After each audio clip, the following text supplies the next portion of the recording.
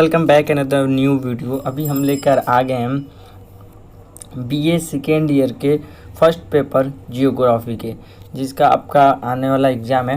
तो काफ़ी important question, long question लेके आया हूँ जो कंफर्म है कि आपके एग्ज़ाम में आएगा, क्योंकि 5 क्वेश्चनों में से एक ही क्वेश्चन करना है, तो कंफर्म है कि आएगा। तो चलिए देख लेते हैं क्वेश्चन की तरफ। और चैनल पर पहली बार आए होंगे तो प्लीज़ यार चैनल सब्सक्राइब कर देना। बहुत सारे लोग मेरे वीडियो तो देखते हैं पर चैनल सब्सक्राइब नहीं करते यार, प्लीज़ सपोर्ट करो यार। आपके सब्सक्राइब और लाइक से ही मुझे मोटिवेट होते हैं नेक्स्ट वीडियो बनाने के लिए, तो चैनल सब्सक्राइब जरूर करना। आते हैं अपने क्वेश्चन की तरफ, जिसमें हम लोग का पहला क्वेश्चन है, आर्थिक भूगोल को परिभाषित कीजिए एवं इसकी प्रकृति और विषय क्षेत्र की विवेचना कीजिए। ठीक है, अथवा आर्थिक भूगोल के अर्थ एवं विषय क्षेत्र को समझाइए। ठीक है, तो ये काफ़ी इंपॉर्टेंट क्वेश्चन है। आते हैं इसके आंसर के। तो विकास की आधारभूत आर्थिक क्रियाओं का अध्ययन आर्थिक भूगोल के अंतर्गत किया जाता है। विकास की आधारभूत आर्थिक क्रियाओं का अध्ययन आर्थिक भूगोल के अंतर्गत किया जाता है। इस प्रकार देखा जाए तो आर्थिक भूगोल मानव की आर्थिक उपलब्धि का लेखा जोखा है, जो निश्चय है कि विश्व के विभिन्न देशों प्रदेशों में भिन्न है, क्योंकि प्राकृतिक वातावरण और संशोधन भी अलग अलग हैं। और आगे बढ़े तो देखेंगे कि यह सारी उपलब्धि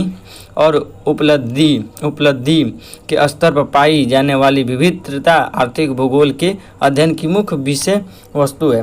आर्थिक भूगोल में आर्थिक विकास तथा गुणात्मक जीवन स्तर की जो प्रादेशिक स्तर पर विषमता विद्यमान है, उनका भौगोलिक वातावरण तथा प्रावधिक विकास क्रम के संदर्भ में अध्ययन किया जाता है।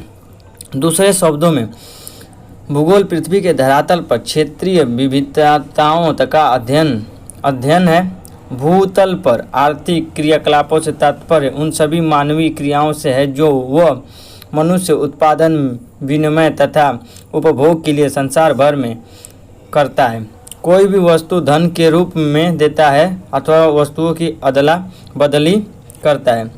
ये सभी क्रिया आर्थिक है। अतः आर्थिक भूगोल की परिभाषा उसके दोनों संघटकों के आधार पर निम्न प्रकार से दी जा सकती है।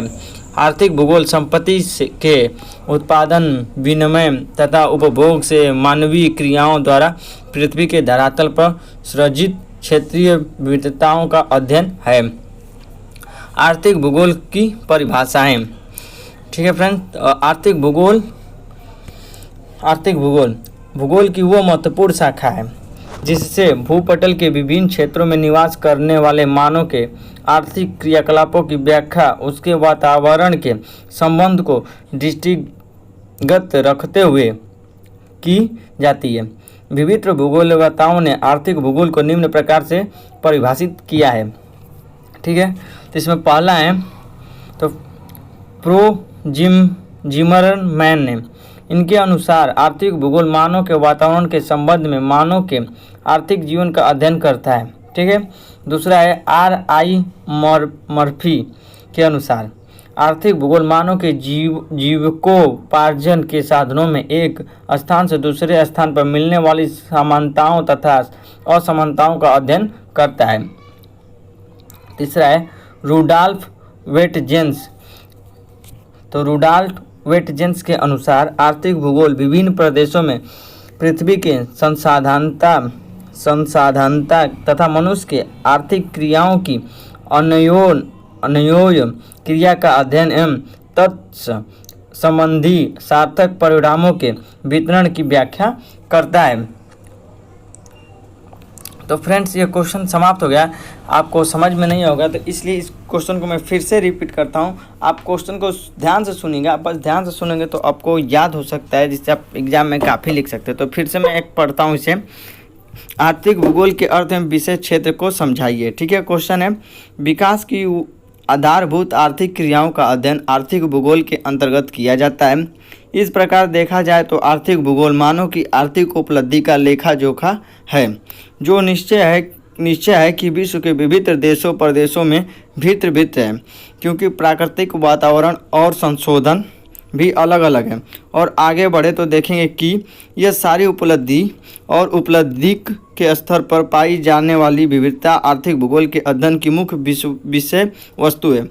आर्थिक भूगोल में आर्थिक विकास तथा गुणात्मक जीवन स्तर की जो प्रादेशिक स्तर पर विषमता विद्यमान है उनका भौगोलिक वातावरण तथा प्रवाधिक विकास क्रम के संदर्भ में अध्ययन किया जाता है।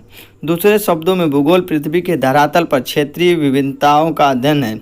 भूतल पर आर्थिक क्रियाकलापों से तात्पर्य उन सभी मानवीय क्रियाओं से है जो वह मनुष्य उत्पादन विनिमय तथा उपभोग के लिए संसार भर में करता है। कोई भी वस्तु धन के रूप में देता है अथवा वस्तुओं की अदला बदली करता है, यह सभी क्रिया आर्थिक है। अतः आर्थिक भूगोल की परिभाषा उसके दोनों संघटकों के आधार पर निम्न प्रकार से दी जा सकती है। आर्थिक भूगोल संपत्ति के आधार पर विनिमय तथा उपभोग से मानवीय क्रियाओं द्वारा पृथ्वी के धरातल पर सृजित क्षेत्रीय विभिन्नताओं का अध्ययन है।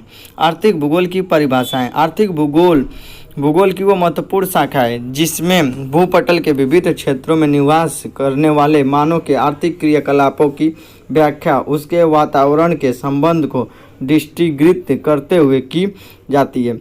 विविध भूगोलवेताओं ने आर्थिक भूगोल को निम्न प्रकार परिभाषित किया है। पहला, प्रो जिमरनमैन के अनुसार आर्थिक भूगोल मानव के वातावरण के संबंध में मानव के आर्थिक जीवन का अध्ययन करता है। ठीक है, तो प्रो जिमरन के अनुसार आर्थिक भूगोल मानव के वातावरण के संबंध में मानव के आर्थिक जीवन का अध्ययन करना ही भूगोल कहलाता है, आर्थिक भूगोल कहलाता है। ठीक है, R.I. मर्फी के अनुसार आर्थिक भूगोल मानव के जीविकोपार्जन के साधनों में एक स्थान से दूसरे स्थान पर मिलने वाली समानताओं तथा असमानताओं का अध्ययन करता है। तो R.I. मर्फी के अनुसार आर्थिक भूगोल मानव के जीविकोपार्जन के साधनों में एक स्थान से दूसरे स्थान पर मिलने वाली असमानताओं तथा असमानताओं का अध्ययन करना ही आर्थिक भूगोल कहलाता है।